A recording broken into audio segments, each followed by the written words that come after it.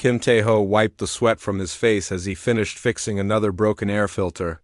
The mining station Delta 7 was always breaking down, and he was always the one who had to fix it. The 26-year-old mechanic had been working on this remote space station for 8 months now, and every day felt the same. He picked up his tools and walked through the empty corridors. The station was small with only 12 crew members, and most of them were sleeping during the night shift. Tae-ho liked working alone. When it was quiet, he could think about home on Earth and wonder if he had made the right choice coming out here to the edge of space. The pay was good and the work kept him busy, but sometimes he felt so alone that it hurt. He had signed up for 3 years on Delta 7 because he wanted to escape his boring life back home. Now he was not sure if this was better or worse than being bored. As he walked past the main window, he saw something strange outside. A bright light was moving fast across the black space. It looked like a shooting star, but shooting stars did not happen in space like this. The light got brighter and bigger, and Tae-ho realized it was coming straight toward the station. He ran to the communication panel and pressed the emergency button, but nothing happened. The system was broken again, just like everything else on this old station. The bright light was getting closer, and he could see it was not a star at all. It was a ship, and it was on fire. The ship crashed into the asteroid field near the station with a sound like thunder that shook the whole building. Tae-ho grabbed his emergency suit and tools and ran to the airlock. He had to check if anyone was alive in that crash. The wreckage was scattered across 3 asteroids, and most of it was still burning with strange blue flames. The ship was made of metal he had never seen before, and it had patterns carved into it that looked like writing. But it was not like any human writing. He knew. He found a piece of the ship that was still in one piece and cut through the damaged door with his plasma cutter inside. The ship was dark and filled with smoke, but he could see someone moving. The figure was small and seemed to be trapped under a piece of metal. Tae-ho lifted the metal piece and saw something that made his heart stop. It was a woman, but she was not human. Her skin was pale blue like ice and covered with cuts that glowed with soft light. Her hair was silver and seemed to move by itself, even though there was no wine. She was unconscious and bleeding from several wounds on her arms and face. The blood was silver instead of red, and it sparkled like stars. Tae-ho had never seen an alien before, but he knew that was what she was. He also knew she was dying. For a moment he just stared at her. She was beautiful in a way that made his chest feel tight. Her face was almost human, but her features were sharper and more perfect than any human woman he had ever seen. Under her skin he could see patterns of light that pulsed like a heartbeat. He knew he should call the station commander and report what he had found, but something inside him said that would be wrong. The commander would probably want to turn her over to the Earth military or sell her to some research company. Either way, she would probably die instead. Tae-ho picked her up in his arms. She was lighter than she looked, and her skin felt warm even though it looked cold. He carried her back to his quarters and laid her on his bed. Then he got his medical kit and started treating her wounds. The silver blood stopped glowing when he cleaned it, and the cuts were not as deep as they looked. He used medical gel to seal the wounds and wrapped them with bandages. Her breathing was shallow but steady, and he could feel a pulse in her wrist that was faster than a human pulse. For 3 days he took care of her while working his regular shifts. He told the other crew members that he was sick and needed to rest in his quarters. Nobody came to check on him because nobody really cared what he did as long as the machines kept working on. The 3rd night she opened her eyes. They were the most beautiful thing he had ever seen. They were silver, like her hair, but they seemed to have stars inside them that moved and sparkled. When she looked at him, those eyes went wide with surprise and something that looked like fear. She tried to sit up, but she was still weak from her injuries. Tae-ho held her shoulders gently and helped her lean against the wall. She looked around his small room and then back at him. Her mouth moved like she was trying to speak, but only soft musical sounds came out. The sounds were like nothing he had ever heard before. They were not words, but they were clearly language. She was trying to communicate with him, but he could not understand what she was saying. He felt frustrated and sad that he could not help her more. Then she did something that surprised him. She placed her hand on her chest and made a sound that was clearer than the others. It sounded like Nari. She repeated it several times and pointed to herself. Then she pointed to him and tilted her head like she was asking a question. Tae-ho understood. She was telling him her name. He pointed to himself and said slowly, "Taho."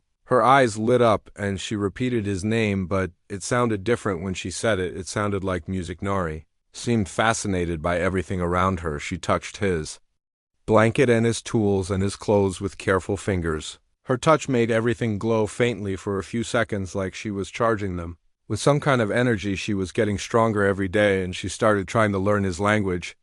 She would point to things and he would tell her what they were called. She was a fast learner, and soon she could say basic words like water and food and thank you, but there was something else happening that Teho did not understand. Nari would look at him with an expression that was intense and serious. She would touch her chest where her heart was, and then look at him like she was trying to tell him something important. On the fourth night, while he was sleeping, he felt a warm sensation on his chest. He opened his eyes and saw Nari kneeling beside his bed. Her hand was pressed against his chest, and her skin was glowing brighter than he had ever seen it. The light was flowing from her hand into his skin. He tried to sit up, but he felt weak and dizzy. The light was spreading across his chest in patterns that looked like the markings under her skin.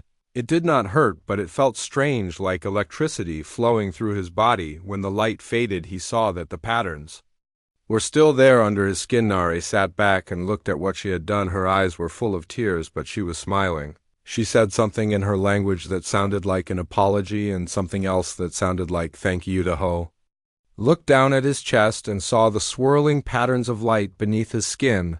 They were beautiful, but they scared him too. He did not know what she had done to him or why she had done it. All he knew was that his life had just changed in a way he could not understand. When he looked up at her again, he saw that she was watching him with hope and fear in her silver eyes. She reached out slowly and touched the mark she had made on his chest.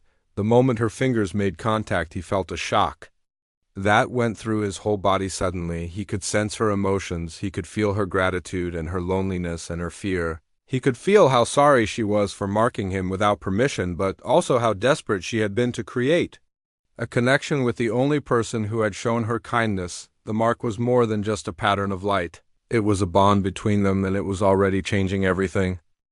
Commander Park Soo-min had been monitoring the strange energy readings for 3 days. Now, his instruments showed that something had crashed near the station during the meteor shower, but when he sent teams to investigate, they found only scattered debris and burn marks on the asteroids. The debris was unlike anything in the human databases. The metal was stronger than anything Earth had ever produced, and it seemed to absorb energy rather than reflect it. Park knew this could be worth millions.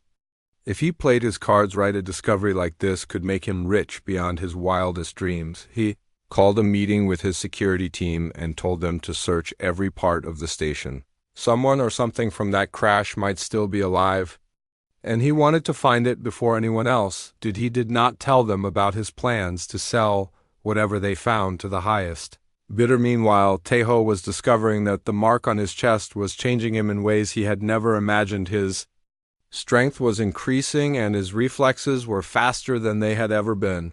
When he worked on the machines, he seemed to understand them better, like he could feel their electronic pulses. The connection with Nari was growing stronger too. He could sense her emotions even when she was in another room. When she was scared, he felt his heart race. When she was happy, he felt warm inside. It was like they were becoming two parts of the same person. Nari was learning to speak his language quickly, but she also communicated with him through touch. When she placed her hand on his arm, images would flow into his mind. He saw her home planet with its crystal cities and purple skies. He saw her people living in harmony with strange, glowing creatures. Through these visions, he learned that her people were called the Kethmori, and they had been at war with hunters who wanted to steal their technology. Nari had been fleeing when her ship crashed, and she was afraid the hunters would find her here. She showed him images of other worlds that had been destroyed by these same hunters. The mark she had given him was more than just a bond. It was a mating mark that her people used to choose their life partners, but humans were not supposed to be able to receive such marks. The fact that his body had accepted it meant something that even she did not fully understand. Teho felt overwhelmed by all this new information. He had gone from being a lonely mechanic to being bonded with an alien woman who might be the last of her kind. The responsibility was scary, but when he looked at her, he knew he would do anything to protect her. The security searches were getting closer. Commander Park had divided the station into sections, and his teams were checking Every room and closet Tahoe knew they would eventually reach his quarters, and when they did, both he and Nari would be in terrible danger. He decided they needed to hide in the maintenance tunnels that ran between the station walls. The tunnels were cramped and dark, but they connected every part of the station, and most people forgot they existed. Tahoe had spent years crawling through them to fix broken systems, so he knew them better than anyone. Moving Nari through the tunnels was difficult, because she was still recovering from her injuries, but she was tougher than she looked, and she never complained. Even when they had to crawl through spaces barely wide enough for one person, they made a temporary shelter in an abandoned section near the power core where the heat would mask their body signatures. Tahoe brought food and water from the storage areas while Nari worked on repairing a small device she had saved from her ship. The device looked like a crystal surrounded by metal rings. When she activated it, holographic images appeared showing star maps and what looked like technical diagrams. She was trying to contact other survivors of her people, but the device was badly damaged. As they hid in the tunnels, Tahoe learned more about Nari and her culture. The Kethmori did not just mate for reproduction. They bonded for life, sharing thoughts and emotions and even extending each other's lifespans. A mated pair could live for centuries together, growing stronger with each passing year, but the bonding process was not complete yet. The mark she had given him was only the first step. For the bond to be permanent and unbreakable, he would need to mark her in return. But humans did not have the same natural ability to create energy marks. During their 5th day in hiding, they had a close call with the security teams. Tahoe heard voices approaching their section, and he quickly led Nari deeper into the tunnels, but they took a wrong turn and found themselves trapped in a dead end with nowhere to go. The voices were getting closer, and Tahoe could hear the security teams cutting through the tunnel walls with plasma torches. They had been discovered, and there was no way out. Nari looked at him with fear in her silver eyes, and he felt her terror through their bond. Something primal awoke in Tahoe at that moment. He felt a fierce protective instinct that was stronger than anything he had ever experienced. His vision sharpened, and he could hear the heartbeats of the approaching security team through the metal walls. Without thinking, he pulled Nari against him and kissed her neck. But the kiss became something more, driven by instincts he did not understand. He bit down on her shoulder, not hard enough to hurt, but firm enough to leave a mark. The effect was immediate and shocking. Nari gasped, and her whole body began to glow with brilliant light. The patterns under her skin flared like stars, and Tahoe felt electricity shoot through his body. The mark on his chest exploded with light, and he felt his consciousness expand suddenly. He could feel everything Nari was feeling: her surprise, her joy, her love, and something else that felt like completion. The bite had triggered something in both of them, and the bond between them snapped into place like a lock clicking shut through their connection. He could now access her memories and knowledge. He understood her language as if he had spoken it all his life. He could feel her relief that the bonding was complete, and her amazement that a human had been able to complete the ritual. The light from their bonding had overloaded the electrical systems in that section of the station. The security team's equipment malfunctioned, and the tunnel lights went out. In the confusion, Tahoe and Nari were able to escape through a maintenance shaft that led to the outer hull, but they both knew their time was running out. The bonding had made them stronger, but it had also made them more noticeable. Commander Park would not give up his search, and sooner or later he would find them.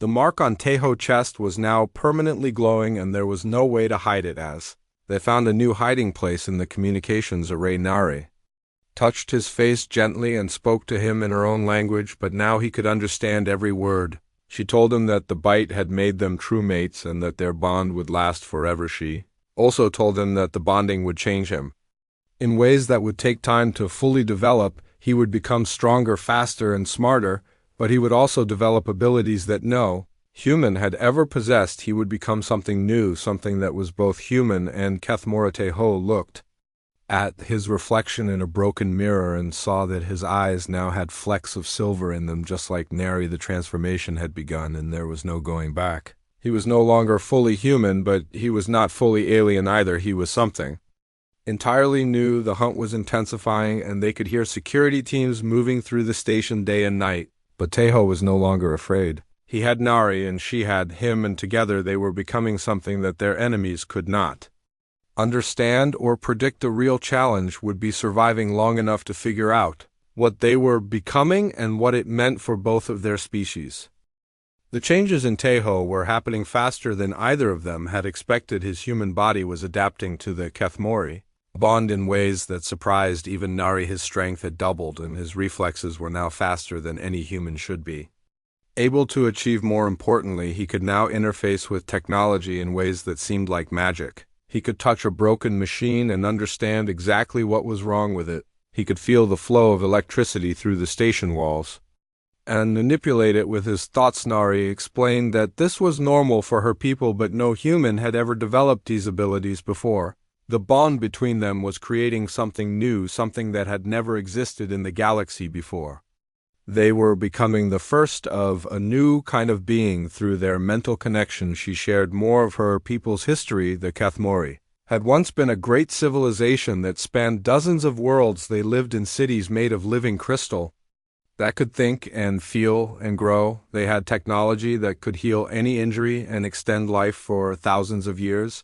But the hunters had come from the dark spaces between stars. These beings fed on the life force of other species, and they had been drawn to the Kethmori by their powerful life energy. World after world fell to the hunters until only a few survivors remained, and Nari had been on one of the last evacuation ships carrying the genetic essence of her entire species stored in crystalline matrices that could be used to regrow their civilization, but the hunters had found them and destroyed most of the fleet. She was probably the last living Kethmori, and the Galaxy Tejo felt her pain and loneliness through their bond.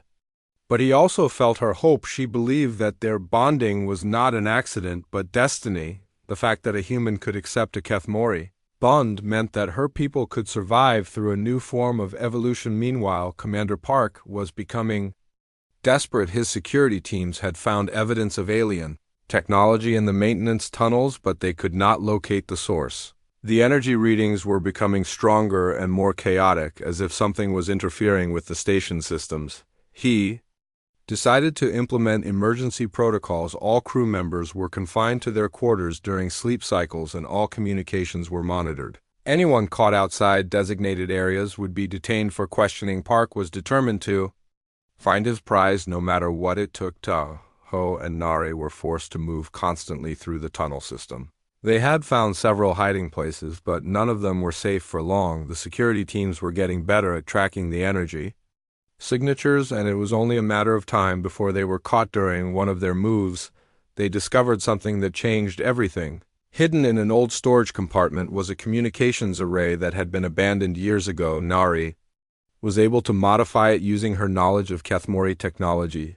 The modified array could send messages across vast distances of space, but when Nari tried to contact other survivors, she found only silence. The hunters had been thorough in their destruction, and she truly was alone. But the array picked up something else entirely. There were ships approaching the station from deep space, and they were not human. The energy signatures matched the hunters that had destroyed her world. They had followed her trail and found her hiding place. Tejo felt sick when he realized what this meant. The hunters were coming, and they would not just take Nari, they would probably destroy the entire station and everyone on it to cover their tracks. Commander Park had no idea what kind of danger he had brought to his people. Through their bond, Nari shared images of what the hunters looked like. They were tall and thin, with pale skin and black eyes that seemed to absorb light. They moved like shadows, and their technology was based on consuming the life force of other beings. The hunters had been pursuing the Kethmori for centuries because they wanted to learn the secret of their bonding technology. If they could master the ability to create permanent psychic links, they could create an army of slaves that would obey their every command. But Nari had an idea that was both brilliant and terrifying. She could modify the station power core to create a weapon that could destroy the hunter ships. The process would require both of them working together, and it would probably kill them. Tejo did not hesitate. He told her that if they were going to die anyway, they might as well take the hunters with them and save the people on the station. But Nari had another plan. She thought there might be a way for them to survive if they could complete one more stage of the bonding. She explained that the deepest level of Kethmori bonding involved sharing not just thoughts and emotions but life. Force itself, two beings could become so connected that they could survive injuries that would kill them individually. They could even survive the death of their physical bodies for a short time. The process was dangerous and painful, and it had never been attempted between different species, but their bond was already deeper than any Kethmori had ever achieved with another of their kind. The fact that Teho had been able to bite and mark her proved that their connection transcended biology. As they worked on modifying the power core, Teho felt the changes in his body accelerating. His DNA was rewriting itself, incorporating Kethmori genetic patterns in ways that should have been impossible. His bones were becoming denser, his muscles more efficient, and his brain was processing information at incredible speeds. The silver flecks in his eyes were spreading, and his skin was beginning to show faint patterns of light like Neri. He was becoming something that was neither fully human nor fully Kethmori, but something entirely new. Nari was changing too. The bond was affecting her in ways that surprised her. Her natural bioluminescence was becoming brighter and more controlled. She was developing new abilities that even her people had never possessed. Together they were becoming something that had never existed before. They were the first of a new species that combined the best qualities of both their peoples, the determination and adaptability of humanity merged with the wisdom and psychic abilities of the Kethmorias. The hunter ships got closer. They could feel the malevolent presence of the beings aboard them. The hunters radiated hunger and hatred and a desire to consume everything they encountered. They had destroyed countless worlds and civilizations, and they would not stop until they had consumed all life in the galaxy. But Teho and Nari were no longer afraid. They had found something worth fighting for in each other, and they had the power to fight back. The bond between them was growing stronger with each passing hour, and they were discovering abilities that neither of their species had ever imagined. The weapon they were building would either save everyone on the station or destroy them all, but either way they would face it together as true mates bonded for life. And beyond, the hunters were coming, but they were about to discover that their prey had become predators. Engineer Lee Sujin had always been curious about the strange energy readings that had been plaguing the station for weeks. As the chief systems analyst, she had access to monitoring equipment that could detect even the smallest anomalies, and what she was seeing made no sense. The readings were coming from the maintenance tunnels, but they were unlike anything in the database. The energy patterns looked almost organic, like they were being produced by a living being rather than a machine. Sujin had always believed that humans were not alone in the universe, and these readings made her heart race with excitement. She decided to investigate on her own during the night shift, when most of the crew was sleeping. She had been friends with Teho for months, and she knew he had been acting strangely lately. He was stronger and faster than before, and his eyes had developed strange silver flecks that seemed to glow in the dark. Following the energy trail through the maintenance tunnels, Sujin eventually found them hiding in an abandoned section near the power core. When she saw Nari for the first time, she gasped in amazement. The alien woman was beautiful in a way that took her breath away, but it was the bond between Teho and Nari that really amazed her. Sujin could see the patterns of light that flowed between them, and she could sense the deep connection they shared. This was the discovery of a lifetime, and she knew she was witnessing something that would change everything.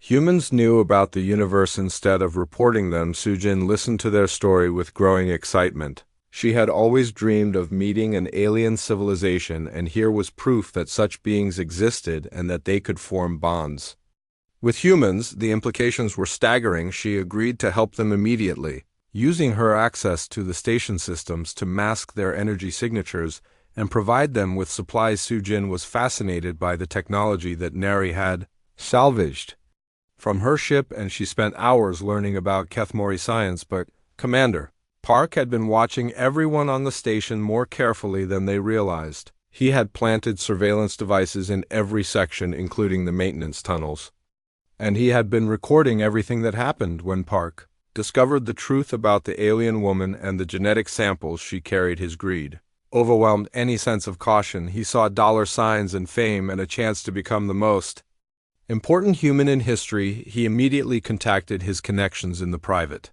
Military sector. Within hours, a message was sent to a mercenary company that specialized in acquiring alien artifacts. The company was led by a woman named Choi Yun-ji, who had built her reputation on ruthless efficiency and complete discretion. She commanded a ship full of heavily armed soldiers and advanced technology. Park told Yun-ji about the alien woman and the genetic samples, but he also mentioned the strange changes happening to Taeho. The mercenary leader was intrigued by the idea of a human-alien hybrid, and she immediately set course for the station. The betrayal came without warning. Park had been pretending to help with the search while secretly feeding information to the mercenaries. When their ship arrived at the station, he disabled the defense systems and gave them complete access to the station. Liu Tzu-jin was the first to realize what was happening. She detected the approaching ship on her scanners and immediately tried to warn Taeho and Nari, but it was too late.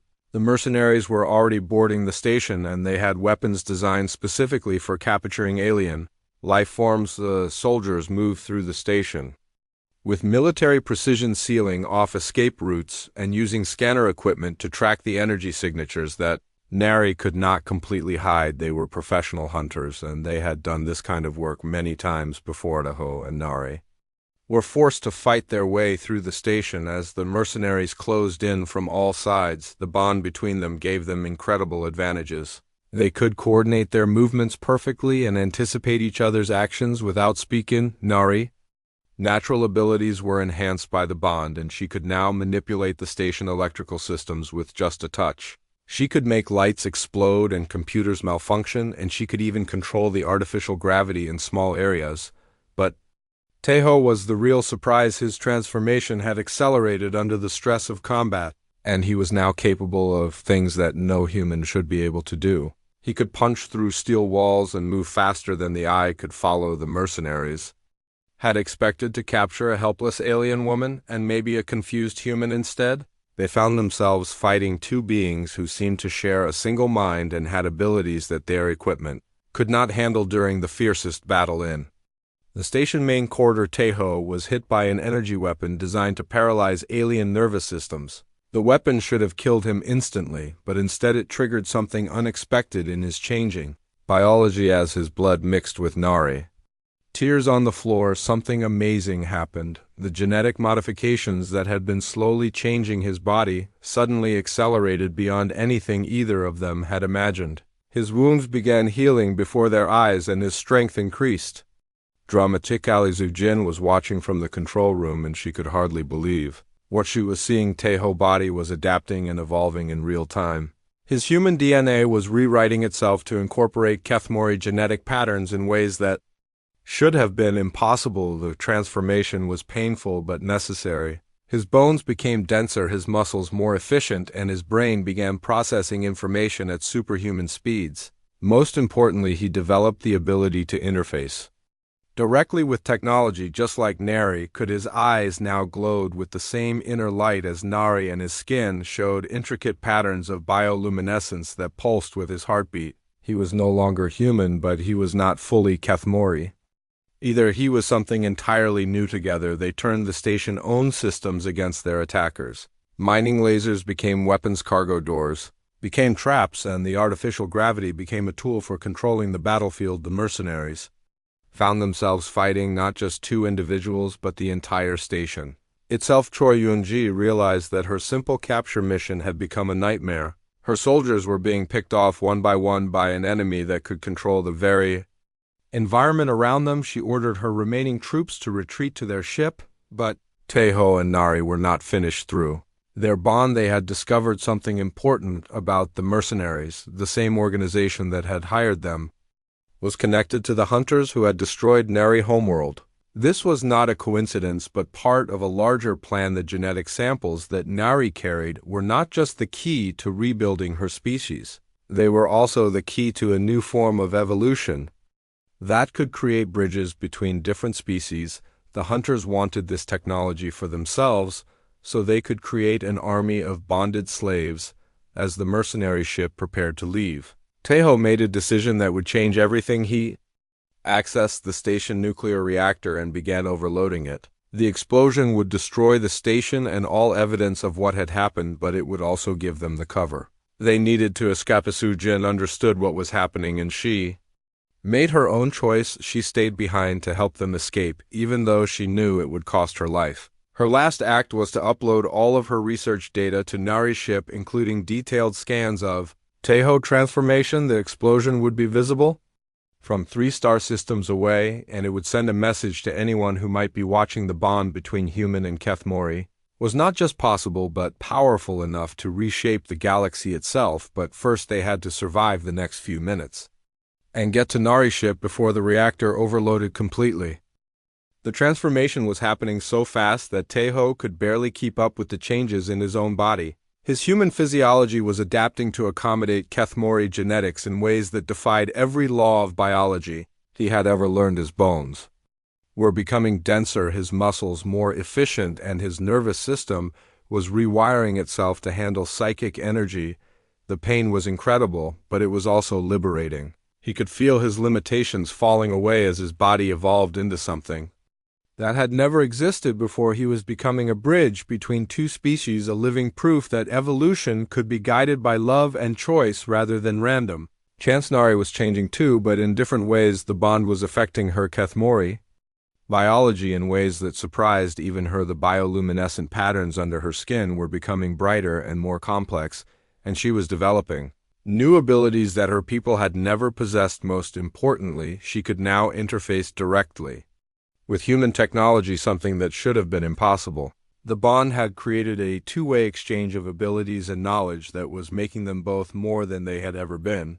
Alone together, they turned the station's entire infrastructure into a weapon against the mercenaries. The mining lasers that were meant to cut through asteroids became precision weapons that could slice through armor. The cargo bay doors became crushing traps that could flatten a man in seconds. The artificial gravity system became their most powerful tool. They could make the mercenaries feel like they weighed 1,000 pounds or make them float helplessly in the air. The environmental controls became weapons too. They could flood sections with toxic gases or superheat the air until it became unbearable. But the mercenaries were not giving up easily. Choyonji had built her reputation on successful missions, and she was not about to let two fugitives destroy her career. She ordered her remaining soldiers to plant explosive charges throughout the station.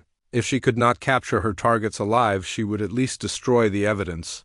The charges were set to detonate in sequence, turning the station into a massive fragmentation bomb that would scatter debris across the entire asteroid field. Nothing would survive such an explosion, and any evidence of alien contact would be destroyed. Aho sensed the explosives through his connection to the station systems, but there were too many of them to disarm in time. He realized that their only chance was to get to Nari's ship and escape before the charges detonated.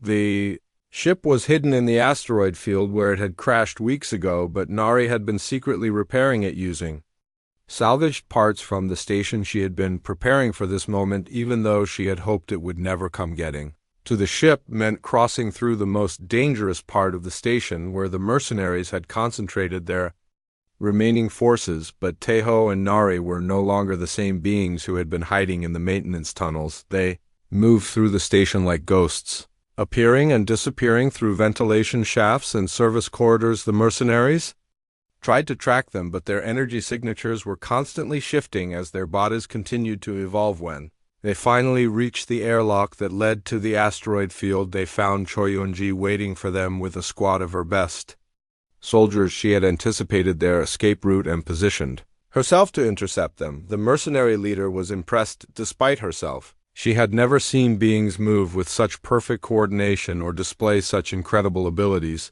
but she was also desperate, and desperate people do dangerous things. She threatened to detonate the charges immediately if they did not surrender, but Teho and Nari had learned to think as one mind. They attacked simultaneously from different directions. Moving faster than human eyes could follow, the battle was brief but intense. Teho had become strong enough to crush steel with his bare hands and fast enough to dodge energy blasts. Nari could manipulate the electrical systems in the mercenaries' weapons, making them explode in their hands, but the real weapon was their bond. The mercenaries were fighting two individuals, but they were thinking and acting as a single entity. They could not be surprised or outmaneuvered because they always knew what the other was thinking. In the end, Choi Yoon-ji realized that she had lost.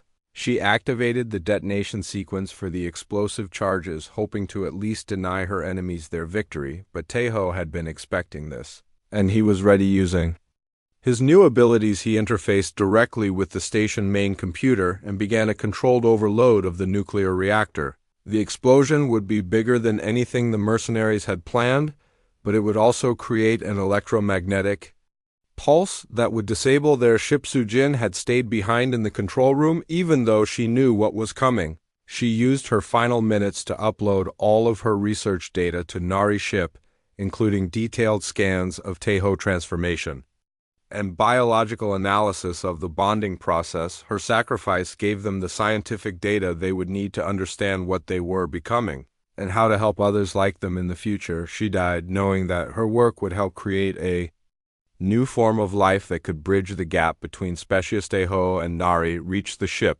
just as the first explosions began to rock the station.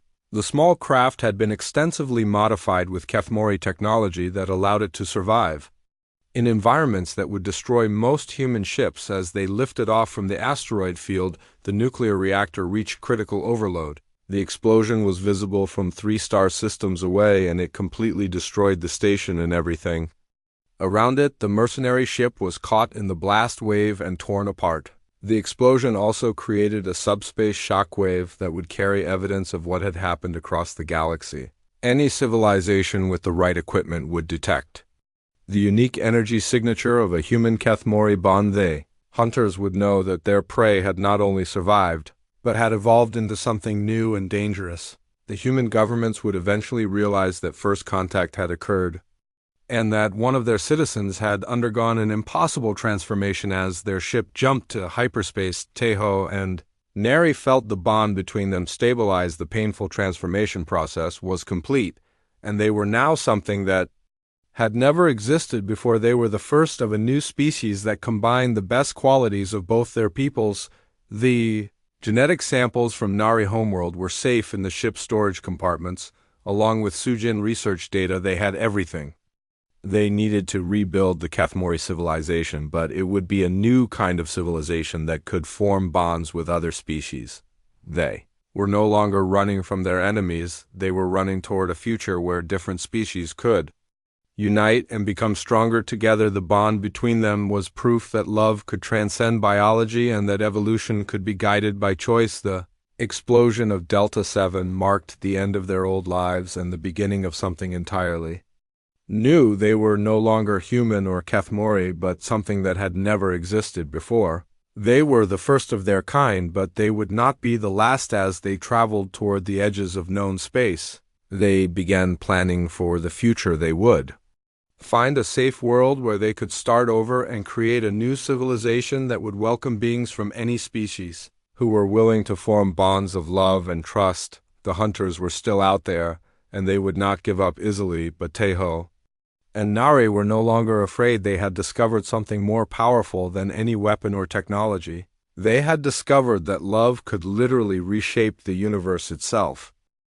The explosion of Delta 7 was recorded by monitoring stations across 3-star systems, but the official reports blamed it on a reactor malfunction caused by poor maintenance. Nobody mentioned the alien ship that had crashed there or the energy readings that had been detected before the explosion. Choi Yoon-ji had survived the blast by ejecting in an escape pod, but her ship and most of her crew were gone. When she was rescued days later, she filed a report with her employers about what she had really found at the station. The information was classified at the highest levels, but word began to spread through the underground networks. The hunters received the news with great interest. They had created something beautiful and powerful, but they both knew the real test was still to come. The galaxy was vast and full of dangers, but it was also full of possibilities. The first contact protocols that Earth had developed assumed that alien civilizations would be either hostile or completely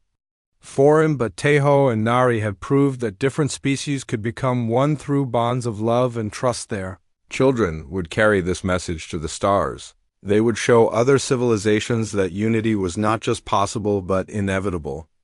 The bond between different species was the next step in evolution, and it would reshape everything as night fell over the Crystal City. The bioluminescent patterns in the buildings began to glow more brightly. The city was alive and growing, and it hummed with the combined thoughts and dreams of all who lived there. Taiho felt a deep sense of satisfaction as he looked at what they had built from nothing. He was no longer Kim Taeho, the lonely mechanic. He was something new, something that bridged the gap between worlds. The mark that Nari had given him so long ago on the mining station had changed everything. It had marked him as her mate, but it had also marked him as the father of a new species. The bite he had given her in return had sealed their bond and their destiny together. They had become more than either could have been alone. They were the first of their kind, but they would not be the last.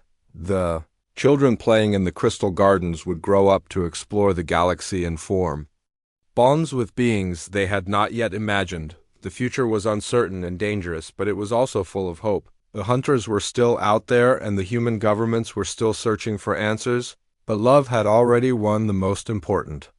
Victory had proved that the barriers between species were not permanent, that evolution could be guided by choice, and that two beings from different worlds could become one without losing what made them unique. The Crystal City continued to grow, reaching toward the stars like a beacon of hope in the darkness. Soon it would be ready to send out its first ambassadors to make contact with other civilizations and share the gift of bonding. But for now, Taeho and Nari were content to watch their children grow and learn and prepare for the day when they would carry the message of unity to the farthest reaches of space. The mark on his chest pulsed gently with the rhythm of their shared heartbeat, and he knew that whatever challenges lay ahead, they would face them together as they always had. The boy who had once fixed broken machines had learned to fix something much more important. He had helped heal the ancient wound between species and created a bridge to a future where all beings could be united.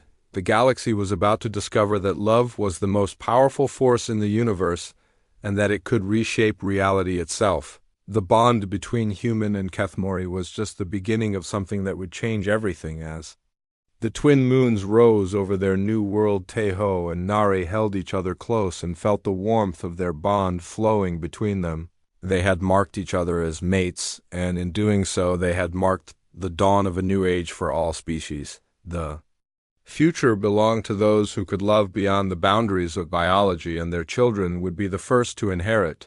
That future had been searching for the last Kethmori survivor for months, and now they knew she was not only alive but had formed a bond with a human. The implications were staggering, and they immediately began planning their next move. Meanwhile, Taeho and Nari emerged from hyperspace near an uninhabited world on the very edge of known space. The planet was rich in the crystal formations that Kethmori civilization required, and it was far enough from any major trade routes to remain hidden. The transformation in Taeho had stabilized, leaving him permanently changed, but fully in control of his new abilities.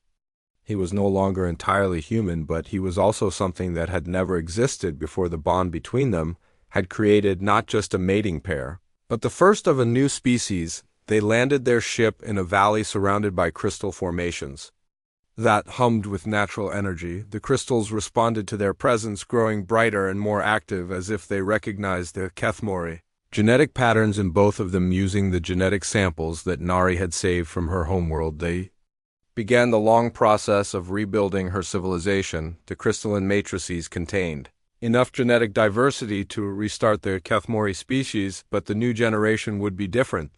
The children that grew in the crystal nurseries would carry within them the potential for bonding with other species. They would be able to form connections not just with other Kethmori, but with humans and possibly other alien races that they might encounter. Tujin research data proved invaluable in understanding how the bonding process worked and how it could be adapted for different species. Her sacrifice had given them the scientific foundation they needed to create a new form of evolution, guided by choice rather than chance. As the first hybrid children began to develop in their crystal pods, Taeho and Nari monitored communications from human space. The destruction of Delta 7 had been covered up. Rumors were spreading about alien contact and secret government programs. Some humans were beginning to ask questions about what had really happened at the mining station and why the official reports seemed so incomplete. There were whispers about energy readings that did not match any known technology and debris that had been classified beyond all access. The hunters were also becoming more active, launching raids on remote outposts and research stations. They were searching for any evidence of Kethmori survivors or human-alien contact. Their methods were becoming more desperate and more violent as they realized their prey had escaped, but Teho and Nari were no longer running from their enemies. They were building something new and powerful. The crystal city that grew around their landing site was unlike anything either of their species had ever created. The structures were part organic and part technological, growing from the living crystals but shaped by human engineering principles. The city could think and feel like a Kethmori crystal city, but it also had the adaptability and efficiency that humans brought to everything they built. The first generation of hybrid children were even more remarkable than their parents had hoped. They could interface with both human and Kethmori technology from birth, and they showed an intuitive understanding of bonding that amazed their elder son. Of the children showed abilities that neither parent species had ever possessed. They could communicate across vast distances without any technology, and they could sense the emotions and intentions of beings they had never met. As the colony grew and developed, Teho began to understand his role in the larger story. He was not just a mechanic who had fallen in love with an alien woman. He was the bridge between two civilizations and the father of a new species that would reshape the galaxy. The mark on his chest had faded to a subtle silver pattern, but the bond it represented had only grown stronger. He could feel Nari's thoughts and emotions as clearly as his own, and she could access his memories and experiences. Whenever she chose, they had become something greater than the sum of their parts, a living proof that love could transcend the boundaries between species. The children they raised would carry this message to the stars, showing other civilizations that unity was possible, but they also knew that their peace would not last forever. The hunters were still out there, and they would not stop searching. Earth governments were becoming more interested in alien contact, and it was only a matter of time before their world was discovered. When that day came, they would be ready. The Crystal City was more than just a home. It was a fortress that could defend itself and a beacon that could call to others who shared their vision of unity between species. The hybrid children were growing strong and learning to use abilities that their parents could barely comprehend. They would be the guardians of the new civilization and the ambassadors to the stars. Teho often stood at the edge of the city, looking up at the stars and thinking about the journey that had brought him here. He had started as a lonely mechanic fixing broken machines on a remote station. Now he was the co-founder of a new civilization that might one day span the galaxy. The bond between him and Nari had proved that evolution could be guided by love rather than survival of the fittest. They had marked each other as mates, but they had also marked the beginning of a new chapter in galactic history. Humanity had always been known for its determination to survive and thrive against impossible odds. Now that determination was combined with the wisdom and psychic abilities of the Kethmori. The result was something that neither species could have achieved alone. The mark on his chest glowed softly in the light of the alien sun, and he smiled as he felt Nari approaching behind him. She placed her hand